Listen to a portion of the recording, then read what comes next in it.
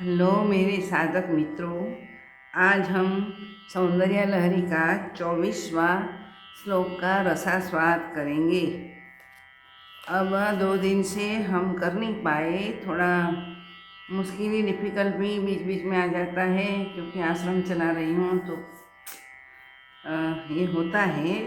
चलो हम जल्दी से पहले तो सबको मेरा आशीर्वाद, माँ त्रिपुर सुंदरी को नमस्कार प्रणाम बार बार, और सदगुरु भगवान को भी प्रणाम। पहले हम गुरुकुल पद्धति के अनुसार शांति पाठ करेंगे, क्योंकि विश्व गुरु और शिष्य के बीच में भी कभी विद्वेषावह यानी कि द्वेष ना हो जाए। तो विश्व में जो आज दंगा फसाद लड़ाई चल रही है उसी को शांत हो जाए, ऐसी प्रार्थना हम माँ त्रिपुर सुंदरी से करेंगे।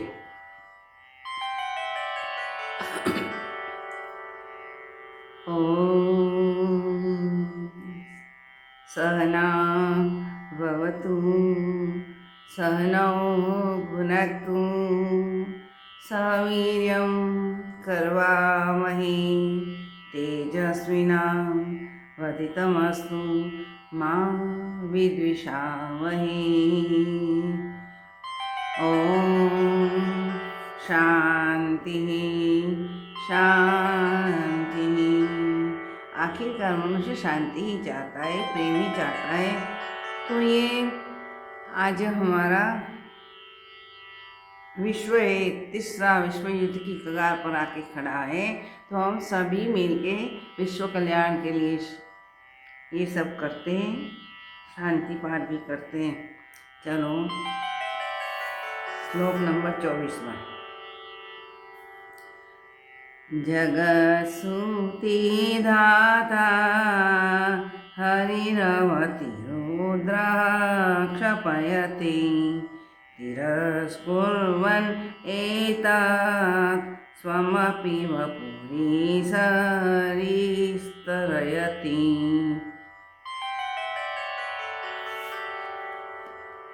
फिर से जगत्सुतिदाता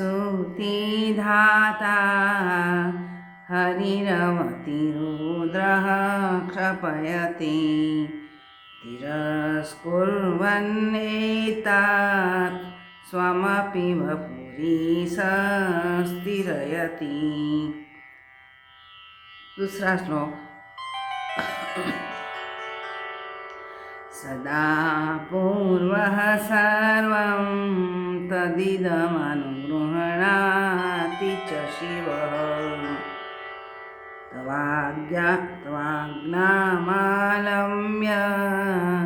क्षणजनितयोर्भ्रूलतिकयोः। फिर से सदा पूर्वः सर्वं तदिदमनुगृह्णाति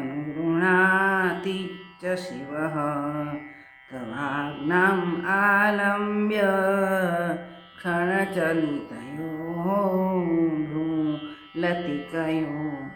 त्रिपुर सुंदरी माता जी को नमस्कार।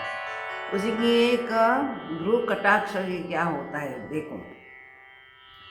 ब्रह्मा जी जगत की उत्पत्ति करते हैं, भगवान विष्णु उसी का पालन पोषण करते हैं, और रुद्र है वो संहार करते हैं। अंग्रेजी में जो GOD गॉड बोला गया है ने, तो जी यानी कि जनरेटर, मीन्स ब्रह्मा, जनरेटर शक्ति जिसके पास है वही भगवान ब्रह्मा। ऑपरेटर यानी कि ऑपरेट करना, पालन पोषण करना। तो जिनके पास ये शक्ति वैष्णवी शक्ति कहा गया है, और जो ब्रह्मा की ये ब्रह्माणी शक्ति कहा गया है, विष्णु की वैष्णवी शक्ति कहा गया है, और रुद्र है जो प्रलयंकारी है, उसी को यही ड्यूटी सौंपी गई है एब्सोल्यूट परमात्मा ने, ईश्वर ने, जो सदाशिव कहा जाता है। तो उसी की शक्ति है, शिवा शक्ति है, शिवानी है। तो ये 3 ब्रह्मा विष्णु महेश। GOD गॉड की बात बताई, डी का बात रह गया। डी मीन्स डिस्ट्रॉयर, जो संहार करते हैं, उसी के पास जो शक्ति है वह रुद्र है। तो ब्रह्मा विष्णु और रुद्र मिलके उत्पत्ति, स्थिति और प्रलय का कार्य करते ही रहते। यदि ये नहीं होता सर्जन विसर्जन, तो देखो दुनिया में आज जितनी बस्ती है उसी से कितना ज़्यादा बढ़ जाता। तो विसर्जन भी आवश्यक है, चाहे भूकंप से हो, डिजास्टर कोई प्रकार का भी हो, लेकिन आवश्यक है। तो इस ब्रह्मा विष्णु और रुद्र है, उसी को साइड में रख के तिरस्कुर्वन यानी कि अलग रख के, तिरस्कार घृणा के अर्थ में नहीं है, अलग करके फिर अपने को स्थिर रख के वो उसी को आज्ञा देते हैं और सृष्टि चलती है, यूनिवर्स चलते हैं। और शिव, जिसका शिव यानी कि कल्याण, और जिसका शिव नाम है उसी के आगे हमेशा सदा प्रत्यय लगता है, यानी कि सदा एक शब्द लगता है। तो सदा यानी कि हमेशा के लिए टिका हुआ है। अंग्रेजी में बोलते हैं तो उसको कहते हैं एवरलास्टिंग, कभी नाश नहीं होता वही।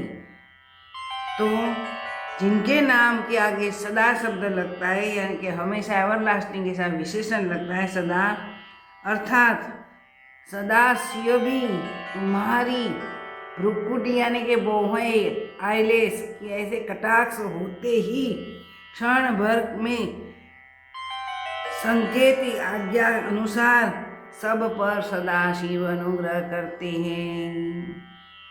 सदाशिव परम तत्व जो है, हमेशा टिकने वाला है, ये एवरलास्टिंग है, वो सदाशिव भी आपकी भ्रुकुटी के एक इशारे मात्र से सब कर देते हैं, आज्ञा अनुसार व्यवहार करते हैं। तो विश्व का प्रलय भी जब आपकी आज्ञा से होता है तब क्या होता है, महाप्रलय हो जाता है। तब भी ये सृष्टि का संचालन फिर से प्रभाव यानी कि फिर से सृष्टि सर्ग करने के लिए बीज तो चाहिए न, तो सभी बीज है सदाशिव में निहित हो जाते हैं। कारण के प्रलय काल के उपरांत सदाशिव पुनः सृष्टि कर सके, इच्छा मात्र से ब्रह्मा विष्णु महेश को उत्पन्न कर सकते हैं। उसी को ये शक्ति ब्रह्माणी, वैष्णवी और शिवानी शक्ति देंगे। और ये सारा विश्व ऐसे अनंत विश्व है, तो वो चलता रहे। अनंत ब्रह्मा है, अनंत विष्णु है, अनंत रुद्र भी है। 12 रुद्र को तो हमारे वेदों में बताया गया ही है। तो ये जो एडमिनिस्ट्रेशन है आप ही चलाती है माँ भगवती, क्योंकि लीला मात्र से ये सब होता है। मानो कि वो भगवती की आज्ञा के अनुसार ब्रह्मा विष्णु और महेश सब पर अनुग्रह करके नया जीवन प्रदत्त करती है। कि महाप्रलय के बाद फिर से सृष्टि सर्व उत्पन्न होती है, फिर से यही होता है। 84 लाख योनि होती है, कर्म का नियम आ जाता है, ऋतु का नियम आ जाता है, सूर्य चंद्र भी आ जाता है, उसी का भी बीज सदाशिव में निहित रहता है। फिर माँ आपकी इच्छा से सदाशिव ये सबको आज्ञा देते हैं और ब्रह्मा विष्णु महेश अपना अपना कार्य अपने अपने ड्यूटी में लग जाते हैं। तो ऐसे ही चलती है सृष्टि। ये हमारे शास्त्रों में लिखा, इतना नहीं, हमारे ऋषि मुनियों ने समाधि में ये सब अनुभव करके लिखा है, गप्पा नहीं है।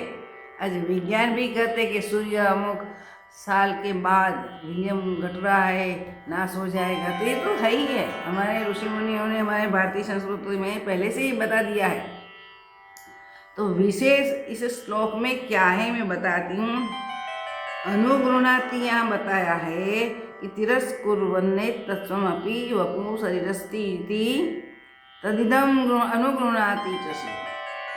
तो अनुगृणाति એટલે प्राप्त करना, इतना नहीं, आइडेंटिफाई, मर्ज कर देना, यूनिफाइड कर देना। जैसे ड्रॉप ओशन में चला जाता है, उसी को हम अलग नहीं कर पाते।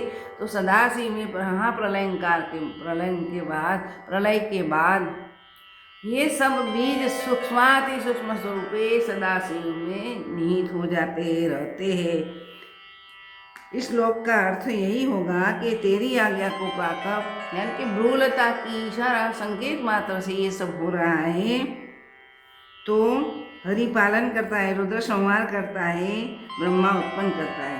तो इसको अपनी अपनी ड्यूटी दे के अलग खुद सदाशिव ब्रह्म तत्व अलग हो जाते, तटस्थ रहते, तेजस्कुर्वन्ति। इसका मैंने यही नहीं कि घृणा हेट करना, ऐसी बात नहीं है। क्योंकि हम एक वाच्यार्थी अर्थ समझते तिरस्कार करना, यानी कि मानसिक रीते सब रीते तिरस्कार, ऐसा नहीं, अलग कर देना और अपने को स्थिर रख के माता जी ये सब करवाती है, ये फिर से उत्पत्ति स्थिति लय बार बार करवाती है। लेकिन हम तो हमारा आयुष्य थोड़ा है, कम है, बहुत तो 100 साल हम जिंदा रहते हैं, लेकिन फिर ये हम देख पाते हैं, फिर से सृष्टि सर्जन होता है, फिर से ये सब हमारी स्मृति आदि निहित हो जाती है, बुद्धि वगैरह निहित हो जाती है।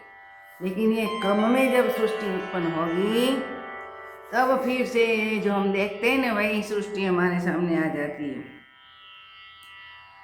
इसका मायना यही कि सदाशिव से ही शक्ति उत्पन्न हुई है, सदाशिव के महेच्छा से, महासंकल्प से ये शक्ति ने ये अनेक यूनिवर्स की उत्पत्ति स्थिति लय किया करती है।